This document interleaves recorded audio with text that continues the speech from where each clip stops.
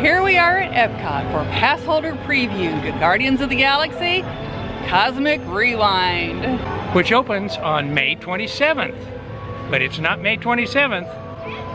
It's May 8th, and they've been doing these Passholder previews for a couple of days, and they've also done cast member previews before that. So this has been running for several days, maybe a couple of weeks even. This was the one I got. You had to get in line virtually when they sent the email. Just happened to luck into Mother's Day, so here we are. Now, I've talked to several cast members. They all really thought this was great. Now, is it going to be the best ride at Disney? That's hard to say. We haven't been on it yet. I think the top two are easy. Rise of the Resistance is up here, and then right next to it is Flights of Passage, and then way down a little bit is everybody else's favorites. Exactly, and those could be old-time favorites, new ones, who knows. But we go back and forth on whether Flight or Rise is better, but they're both amazing. It's usually the one we're on. Frequently. So we will see where this one ranks. I hope it's right up there. Now there'll be three. Maybe we'll have to call them the Holy Trinity. We're in line for our check-in for our Passholder preview, and we're pumped. Just outside of the entrance is a Xandarian starship.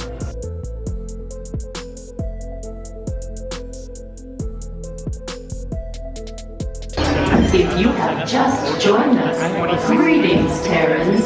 I am WorldMind, the Xandarian sentient supercomputer. In my extensive databanks, I've stored the combined knowledge of every Xandarian that has ever lived. Recently, I have been learning so much more about you Terrans. We Xandarians and Terrans have much in common, including our mutual love of exploration. Xandarians have explored many celestial bodies, what you Terrans call planets, and many fascinating life forms.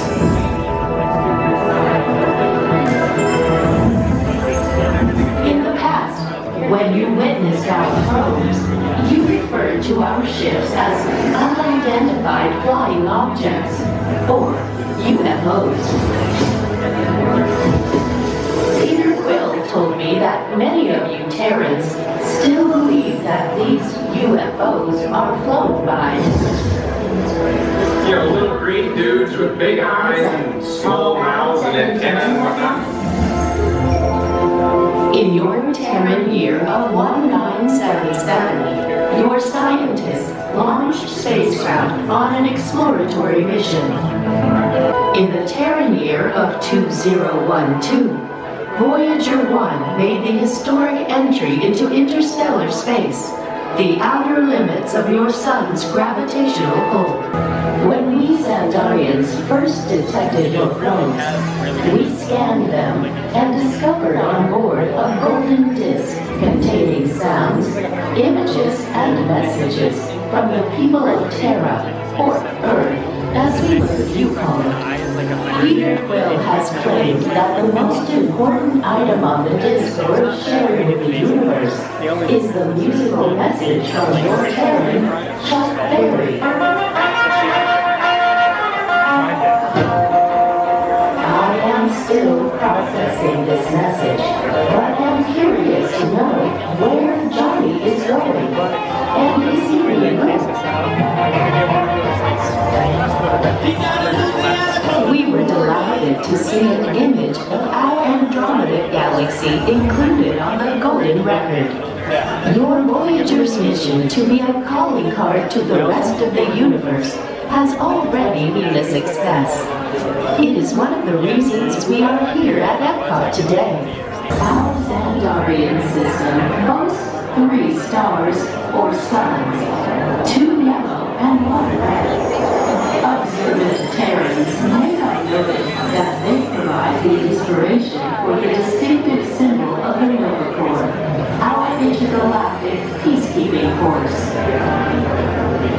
My home planet might look familiar to you, as it shares many features with your Terra. Xandar is known as a peaceful paradise paradise in the stars.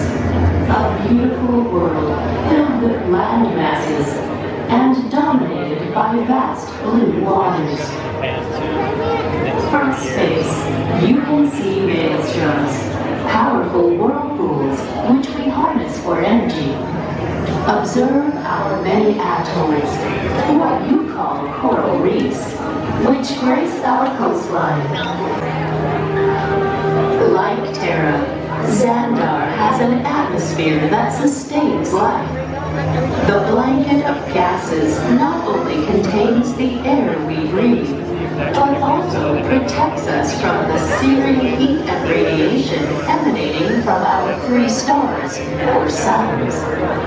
Our advanced building materials allow Xandar to host some of the most remarkable structures in the universe, creating an impressive urban skyline.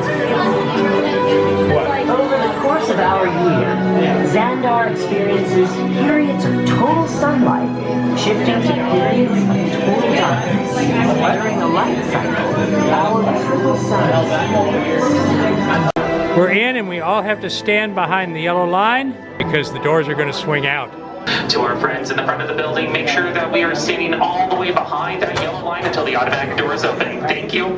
Step forward into the Welcome Center, making room for everyone. Thank you.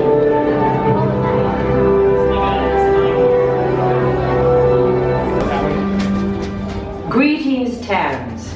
I am Nova Prime Irani Rayan, commander of the Nova Corps. On behalf of all Xandarians, I hope you have enjoyed exploring the wonders of Xandar. As you have seen, your world and ours were born of the same moment, one which you refer to as the Big Bang.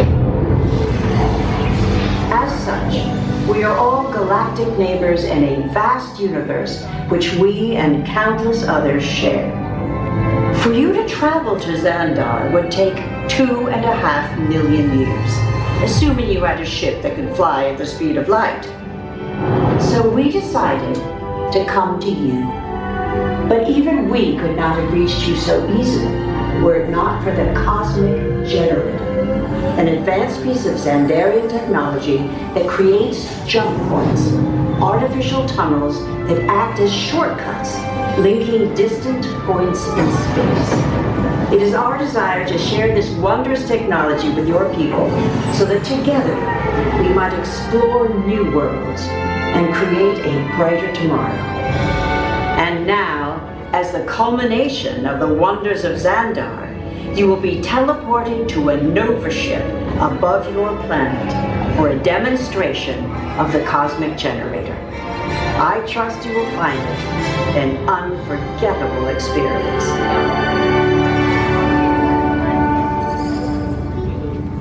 Welcome, people of Epcot, Epcoters, Epcotians, citizens of Epcot.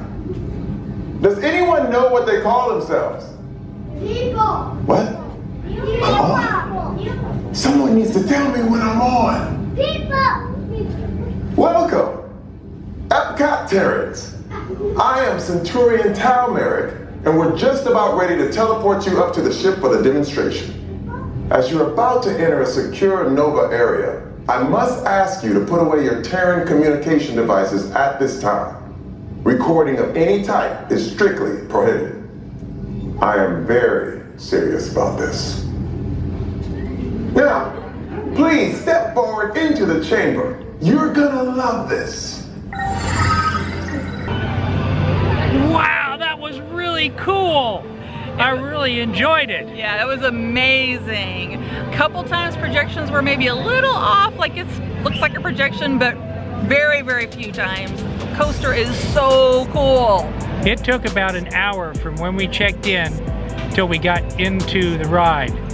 But I'll tell you what, I wouldn't mind spending a lot more time in the line. Once you're inside into the air conditioning, there's a lot to see, and I couldn't film a quarter of it. For the ride itself, I couldn't film any of it, but that's fine. I enjoyed it. It is probably, I asked whether it was going to stack up to the other great rides here at Disney. It stacks up to the great rides anywhere.